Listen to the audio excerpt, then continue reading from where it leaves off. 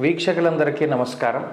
కర్కాటక రాశి వారికి ఆగస్టు మాసంలో ఏ విధమైనటువంటి ఫలితాలు కలగబోతున్నాయో ఈ వీడియో ద్వారా తెలుసుకునేటువంటి ప్రయత్నం చేద్దాం. ముఖ్యంగా ఆగస్టు నెలలో ఉండేటువంటి గ్రహస్థితిని కనుక గమనిస్తే ఈ రాశి వారికి లాభస్థానమందు గురు కుజుల యొక్క సంచారం ఉంటుంది. ఆగస్టు 27 వరకు కూడా కుజుడు లాభస్థానంలోనే ఉంటారు. అలాగే ఈ రాశ్యాత్తు జన్మ రాశి యందు రవి బుధుల యొక్క సంచారం ఉంటుంది. ఆగస్టు 16వ తారీఖు వరకు జన్మ రవి యొక్క స్థితి ఉంటుంది.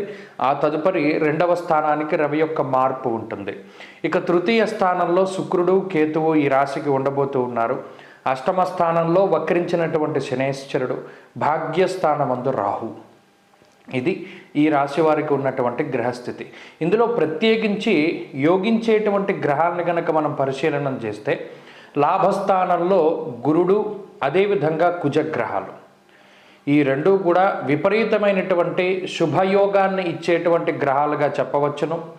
ఆ తదుపరి జన్మరాశి యందు ఉండేటువంటి రవి బుధులు కొంత ప్రతికూలించేటువంటి గ్రహాలు. ఈ లాభంలో ఉండేటువంటి గురు కుజుల యొక్క స్థితి మాత్రమే ఈ రాశి వారికి ఈ మాసమంతా కూడా అనుకూలించబోతూ ఉన్నది. నిజానికి ఆ 2 గ్రహాలు చాలు. అటు జన్మ రవి దోషమున్నా, భాగ్యరాహు యొక్క దోషమున్నా, అష్టమ శని వక్రించినటువంటి స్థితి ఉన్నా, జన్మ బుధుని యొక్క దోషమున్నా, మరి ఏ ఇతరత్ర దోషాలున్నా వాటి నుండి బయటకు తీసుకురావడానికి కావలసినటువంటి ఒక గొప్ప శక్తిని గురుకుజులు ఇస్తారు.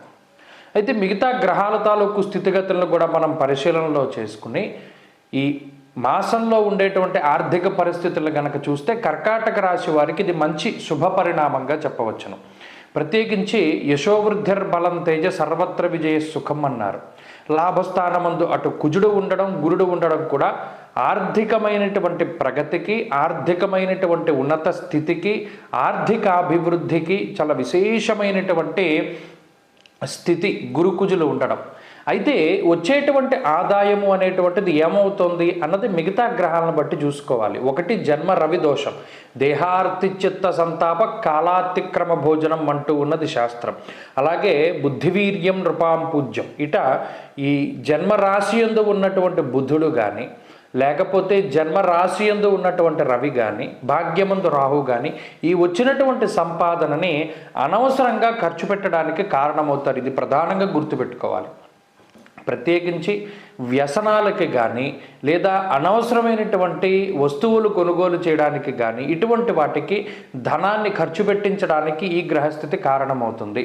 అటువంటిది ఏది కూడా కర్కాటక రాశి వారు చేయకుండా ఈ మాసం అంతా కూడా ఈ వచ్చేటువంటి ఆదాయం ఏదైతే ఉన్నదో, రకరకాలుగా రావచ్చు, ఆదాయ మార్గాలు ఏవైనా అయి ఉండొచ్చు, ఆ వచ్చినటువంటి ఆదాయాన్ని సక్రమమైనటువంటి వినియోగింపు ఉండేటువంటి విధంగా దాన్ని దారి మళ్లించుకోవాలి. ఇది మొట్టమొదటి విషయం. ఇక రెండవది ఆరోగ్యపరమైనటువంటి విషయాలు. ఆరోగ్యపరంగా కొద్దిపాటి సమస్యలు ఈ రాశి వారికి ఈ మాసంలో కనబడుతూ ఉన్నాయి. ముఖ్యంగా అటు జన్మబుధ, జన్మరవి యొక్క దోషాల వల్ల కొద్దిపాటి ఆరోగ్యపరమైనటువంటి ఇబ్బందులు, అతిగా శరీరం అలసిపోతూ ఉండడం, కాలానికి సరిగా భోజనం చేయలేకపోతూ ఉండడం, కాలాన్ని అతిక్రమించి భోజనం చేస్తూ ఉండడం ఇత్యాది విషయాల వల్ల కొద్దిపాటి శారీరక బాధలు, అలాగే దీర్ఘకాలికమైనటువంటి అనారోగ్య సమస్యలు ఇవి ఏమున్నా సరే వాటి నుండి త్వరితగతిన బయటపడడానికి గురుకుజులు గొప్పగా ఉపయోగపడతారు. కాబట్టి ఈ మాసంలో ప్రత్యేకించి ఏదైనా ఆరోగ్య సమస్య వచ్చినా కూడా దాని గురించి భయపడాల్సిన పని లేదు. దాని నుండి బయటపడడానికి కావలసినటువంటి శక్తి అంతా కూడా గురుకుజుల నుండి వస్తుంది. ఇక కుటుంబ సంబంధమైనటువంటి విషయాలు చాలా సాధారణంగా ఉన్నాయి. అటు జీవిత భాగస్వామి కానీ, సంతానం కానీ, తోబుట్టువులు, అన్నదమ్ములు, లేదా ఈ కుటుంబ సభ్యులు ఎవరైతే రక్త సంబంధికులు ఉన్నారో వారితోటి అంటిముట్టనటువంటి వ్యవహారాలే ఉంటాయి తప్పితే కుటుంబ పరంగా ఏమంత సమస్య లేదు. అలానే విపరీతమైన లాభం కూడా ఏమీ కనబడడం లేదు. ఇక ఉద్యోగస్తులకి, వ్యాపారస్తులకి ఈ మాసం చాలా గొప్ప మాసంగా చెప్పవచ్చును.